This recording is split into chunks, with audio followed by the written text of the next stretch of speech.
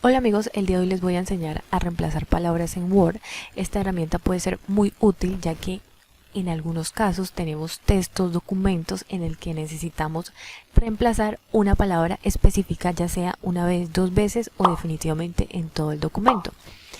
Vamos a realizar el ejemplo con este texto que tenemos acá y lo que vamos a hacer es ir a inicio y luego vamos a ir a reemplazar.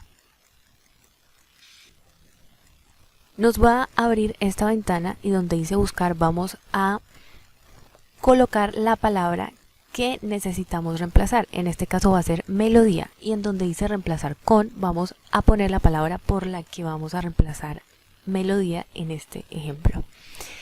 Y esa palabra sería canción. Entonces la escribimos ahí.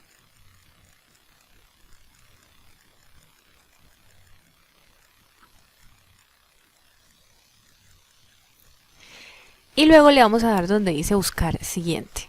En este caso pues nos va a buscar la palabra melodía en el texto, y en caso de que solamente necesitemos reemplazar la palabra melodía una vez, por ejemplo en esta oración, pues le vamos a dar donde dice reemplazar. Digamos que aquí también necesitamos reemplazarla y le damos reemplazar de nuevo.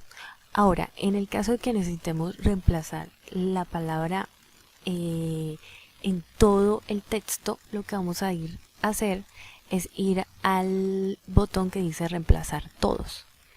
Le damos ahí, cerramos la ventana y como pueden ver ya se reemplazó la palabra melodía por canción en todo el texto.